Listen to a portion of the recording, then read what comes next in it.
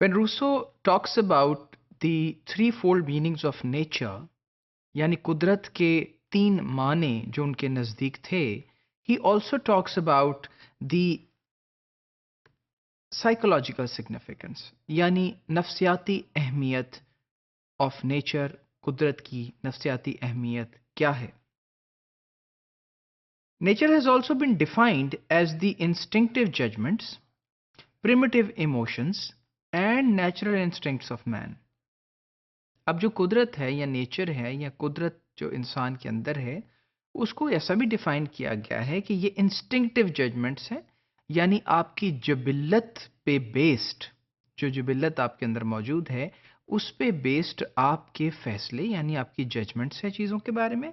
Primitive emotions यानी emotions वो जज्बात जो प्रिमिटिव हैं नेचर में यानी कदीम हैं. अब जज्बात क्या हैं कि जज्बात को हम यूं देखते हैं कि this is a stirred up state of an individual. एक शख्स की वो स्टेट जिसमें वो नॉर्मल ना हो, यानी नॉर्मल से थोड़ा बढ़ के या घट के हो. अब कुछ यूनिवर्सल इमोशंस हैं जिसमें गुस्सा है, जिसमें गम है, जिसमें खुशी है. ये वो इमोशंस हैं जो कि इंसान के साथ ज़माना एक कदीम से चले आ रहे हैं, जब से वो मौरज़ वजूद में आया. तो उन प्रिमिटिव इमोशंस को भी कहते हैं नेचुरल इंस्टिंक्ट्स. और जो कुदरती और नेचुरल आपके अंदर एहसासात और जज्बात हैं और जो आपकी अपने अंदर जो जिबिल्लतें मौजूद हैं, उन इंस्टिंक्ट्स को भी हम इन सब को मिला के हम डिफाइन करते हैं कि ये नेचर है. These instincts, emotions and judgments are what human actions should be based upon. अब यहाँ जॉन जैक रूसो का ये ख्याल था कि जो इंसान के एक्शंस हैं वो इन तीन चार चीज़ों पे यानी इंस्टिंक्ट्स पे यानी जबिल्लत पे, इमोशंस यानी जज्बात पे और जजमेंट्स यानी इंसानी फैसलों के ऊपर बेस्ड होनी चाहिए. To understand the nature of these instincts, judgments and emotions, one must delve into the psychology behind it. और इनको इन चीज़ों की नेचर को और इनको अंडरस्टैंड करने के लिए किसी भी शख्स को इनके पीछे जो नफ्सियात है उसको अंडरस्टैंड करना पड़ेगा, उसको समझना पड़ेगा ताकि इसकी समझ आ सके. This psychology or psychological nature is of more significance than the social interaction one has with his or her peers.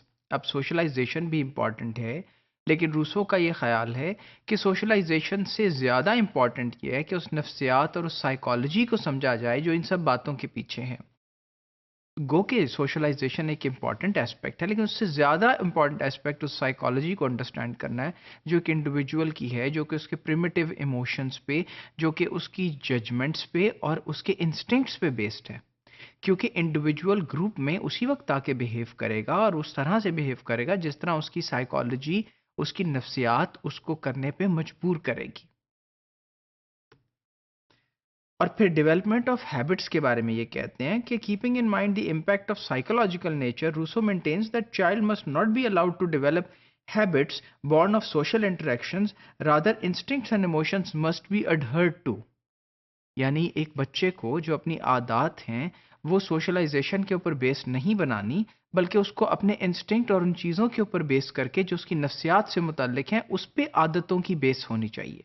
आदात वो आदात बच्चे में जो सोशलाइजेशन से आए वो ठीक नहीं है, बल्कि वो आदात ठीक हैं जो जज्बात, महसूसात और एहसासात से आए.